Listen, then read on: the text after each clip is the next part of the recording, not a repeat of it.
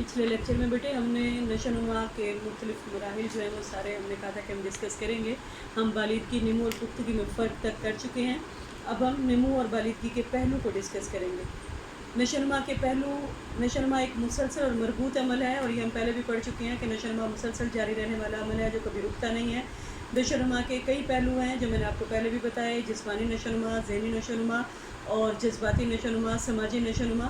ये तमाम पहलू आपस में से इंटीग्रेटेड यानी जुड़े हुए होते हैं और इन्हें अलहदा नहीं किया जा सकता।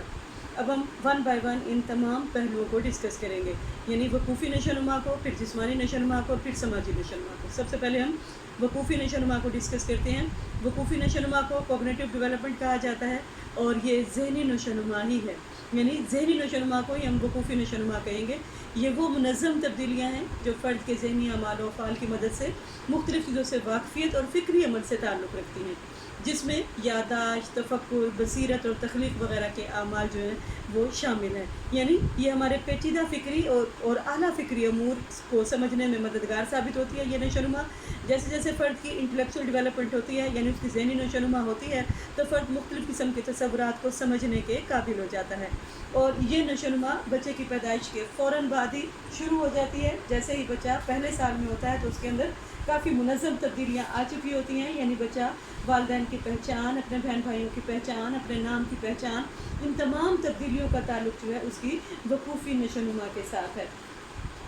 और फिर ये तब्दीलियाँ जो कि ज़हानत से रिलेटेड हैं, कि पैदाइश के वक्त जो उससे मौरूसी तौर पे जो ज़हानत मिलती है, माहौल उसको निखारता है। और ये देखना कि शुरू में जो बच्चा फ़िक्री और अपनी बसीरत की और इस्तदलाली सलाहियतें लेकर पैदा होता है और तख्लीकी सलाहियतें लेकर पैदा होता है, तो किस तरह ये सलाहियतें नौजवानी में अपने कमाल के दर्जे तक पहुँचती हैं, वो कौन से अवामिल हैं जो ज़हनी नशोनुमा को निखारते हैं, और किस तरह बच्चा जो है वो अपनी ज़हानत में कमाल का दर्जा हासिल करके कोई कंप्यूटर ऑपरेटर बन रहा होता है, कोई डॉक्टर बन जाता है, कोई पायलट बन जाता है, तो किस तरह वो अपनी ज़हनी नशोनुमा से काम लेते हुए किस तरह इन तमाम अमूर तक किस तरह पहुँचते हैं।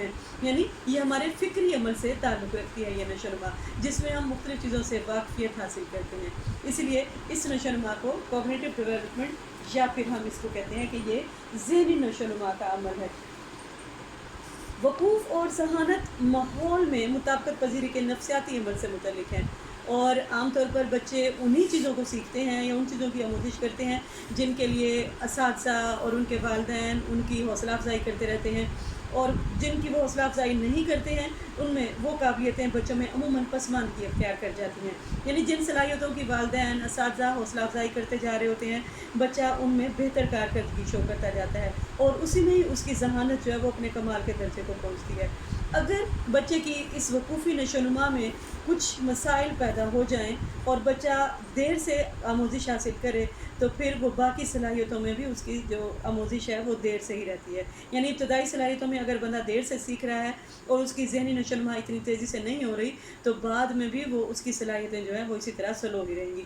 लेकिन अगर कोई बच्चा तेज़ी से सीख रहा है, अपने ज़हानत का इस्तेमाल तेज़ी से कर रहा है, तो फिर उसको जो बाद की सलाहियतें भी हैं वो तेज़ी से सीखेगा। लेकिन एक बात तो तय है कि ज़हनी नशोनुमा का ताल्लुक़ चूँकि हमारी ज़हानत के साथ है, वकूफ़ी नशोनुमा का, और ज़हानत एक्सिलरेट होती है जितना उसको ज़्यादा यूज़ किया जाएगा। इसीलिए वकूफ़ी नशोनुमा के इस उम्र में जब बच्चा अर्ली चाइल्डहुड की एज में होता है, जब वो स्कूल गोइंग होता है, तो उसको मैनिपुलेशन के लिए बहुत सारे खिलौने, बहुत सारी चीज़ें उसको दी जाती हैं। जितना बच्चा मैनिपुलेट करता जाएगा उसकी ज़हानत उतनी ज़्यादा बढ़ती जाती है। जिन बच्चों को ये मौक़े नहीं होते, उन बच्चों की ज़हानत उतनी तेज़ी से नहीं बढ़ती है, ज़हनी नशोनुमा रुक जाती है या ज़ंग आलूद हो जाती है। हाँ, हम और माहौल जो है वो ज़हनी नशोनुमा को निखारने में अहम किरदार सरअंजाम करता है। अगर वालिदैन की तरफ से बच्चे मुतवस्सित ज़हीन हैं, लेकिन माहौल उनको बेहतर मिल गया है जो उनको बूस्टअप कर रहा है, तो बच्चे फ़तीन हो सकते हैं। एक फ़तीन बच्चे को हम गॉड गिफ्टेड बना सकते हैं अगर माहौल बेहतर होगा तो। लिहाजा वकूफ़ी नशोनुमा जो है इसका ताल्लुक़ हमारी याददाश्त, तफ़क्कुर, बसीरत और तख़लीक़ी आमाल वग़ैरह से है।